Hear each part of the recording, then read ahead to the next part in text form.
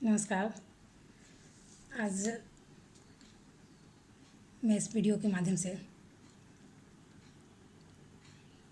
गीता में योग की क्या महत्ता है या गीता में जो योग के बारे में बताया गया है और 3 प्रकार के योग को ज्ञान योग, भक्ति योग और कर्म योग को माना गया है। तो योग को जानते हुए आज हम ज्ञान योग पे चर्चा करेंगे। सबसे पहले जब ज्ञान योग को जानने से पहले गीता में योग का क्या अर्थ है या योग किसे कहते हैं, पहले ये जान लेना चाहिए।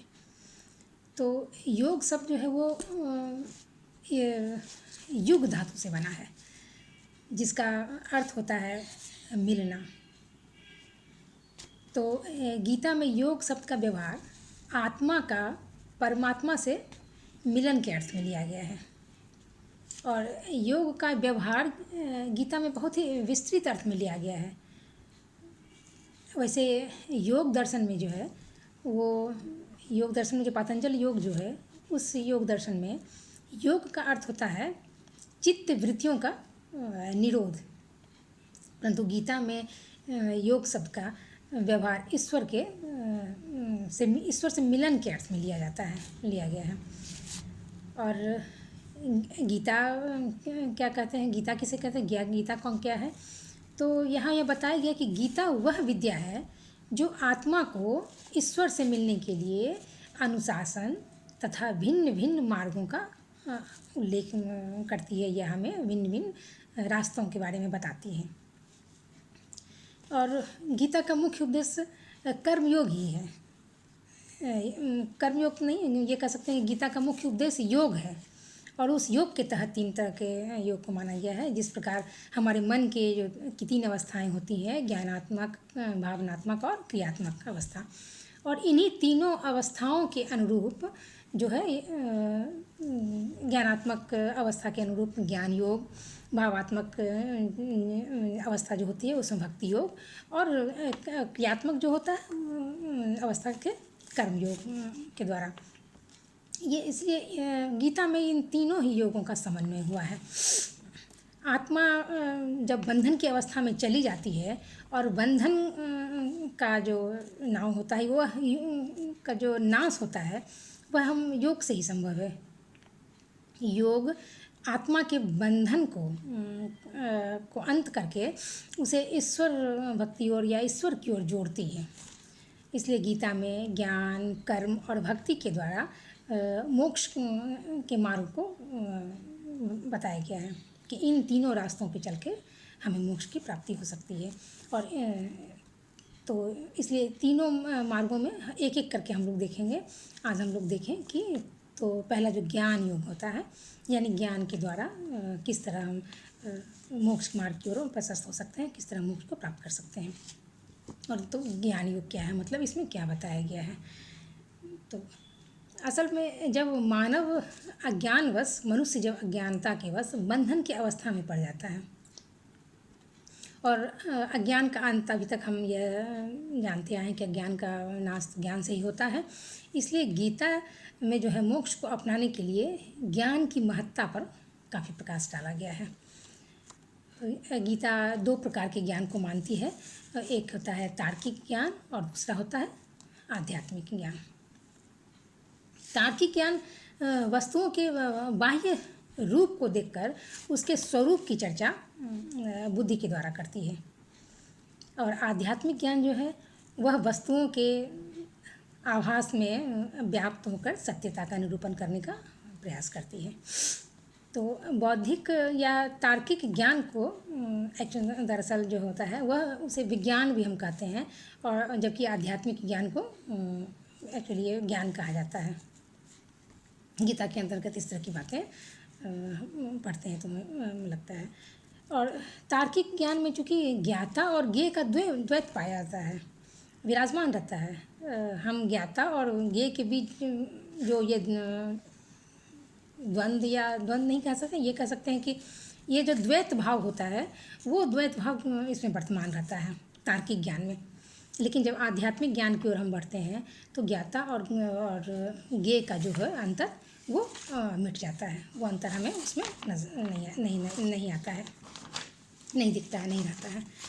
तो गीता में जो ये बताया गया है ज्ञान प्राप्त करने के लिए जो कुछ पद्धतियों का वर्णन का विवेचन किया गया है कि किस तरह हम ज्ञान के द्वारा मोक्ष को हम अपना सकते हैं, कैसे।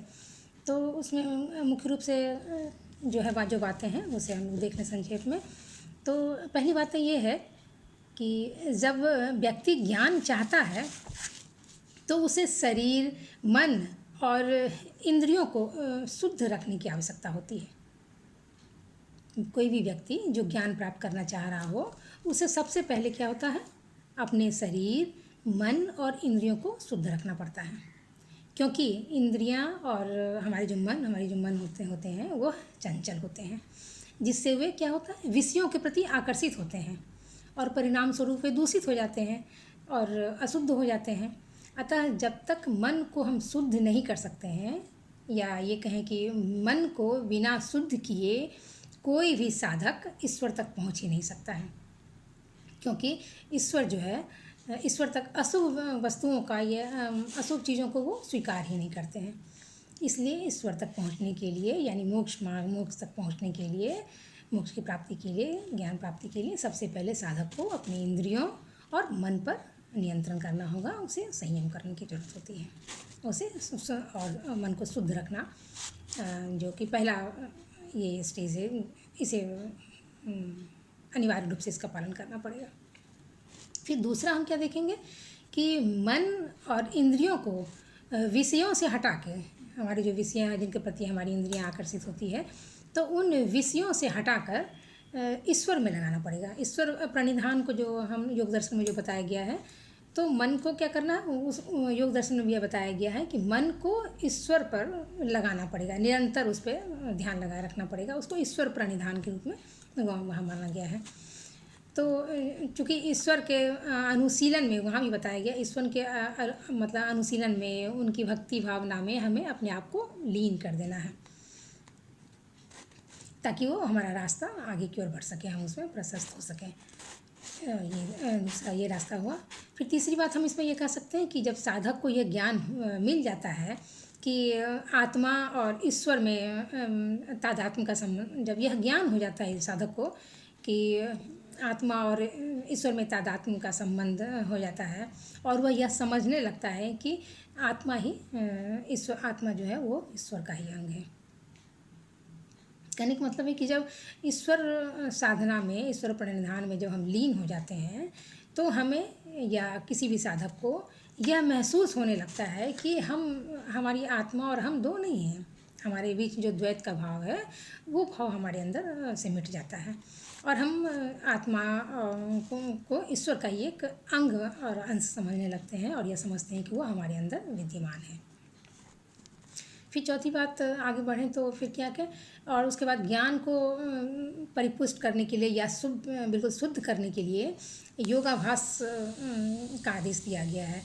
हमें योग का अभ्यास करना चाहिए, और यहाँ ये विचार जो है वो हमें पतंजलि योग से कुछ मिलता जुलता लगता है। पतंजलि दर्शन ने भी अष्टांग जो 8 तरह के योग का साधन बताया, यम, नियम, आसन, प्राणायाम, प्रत्याहार, धारणा, ध्यान और समाधि। तो उन्होंने जो बताया है उसी रास्ते से उन्होंने भी मुक्ति का मार्ग बनाया और बताया कि ईश्वर तक पहुंचने का वो रास्ता उन्होंने बताया, अष्टांगिक मार्ग का उन्होंने चर्चा के वर्णन किया है। तो गीता में भी हम देखते हैं कि योग को, योगाभ्यास को अपनाने का निर्देश दिया गया है। तो और इसके बाद ज्ञान से क्या होता है, ज्ञान से हमें अमृत की प्राप्ति होती है। कर्मों की जो अपवित्रता होती है, उस अपवित्रता का नाश हो जाता है, हमारे कर्म पवित्र हो जाते हैं, और व्यक्ति सदा के लिए ईश्वर में या ईश्वर में लीन हो जाता है। और ज्ञान योग की महत्ता को बताते हुए ऐसा कहा गया है कि जो ज्ञाता है वह हमारे सभी भक्तों में श्रेष्ठ होता है। जो यह जान लेता है, यानी ज्ञान योगी जो होता है, वह हमारे सभी, कृष्ण गीता में ऐसा बताया गया है कि जो ज्ञान योगी हैं वो हमारे सभी भक्तों में श्रेष्ठ होता है। जो हमें जानता है और वह हमारी आराधना भी करता है, जो हमें जानने का प्रयास करता है और हमारी आराधना भी वो करता है। आसक्ति के से रहित मतलब उसके मन में कोई आसक्ति तब नहीं बसती है, इसलिए वह आसक्ति से रहित हो जाता है और अपने चित्त को स्थिर करने वाले करते हैं और यज्ञ के लिए वो अपना आचरण व्यवहार करते हुए अपने संपूर्ण जो उसके कर्म होते हैं उन कर्म कर्म वो उनके वो नष्ट हो जाते हैं। मतलब वैसे कर्म नष्ट हो जाते हैं जो उन्हें बंधन में बांधते हैं, वो कर्म नष्ट हो जाते हैं। इसलिए यह इस संसार में जो है बताया गया कि ज्ञान से पवित्र, ज्ञान के समान पवित्र जो है करने वाला निसंदेह और भी कुछ नहीं है। तो ये गीता में जो ज्ञान योग की बहुत महत्ता है और ज्ञान योगी जो है ज्ञान के रास्ते से चलकर मोक्ष के मार्ग तक पहुंचा जा सकता है, व्यक्ति बंधन से मुक्त हो सकता है। तो ये मुख्य रूप से ज्ञान योग में इन्हीं बातों का उल्लेख है।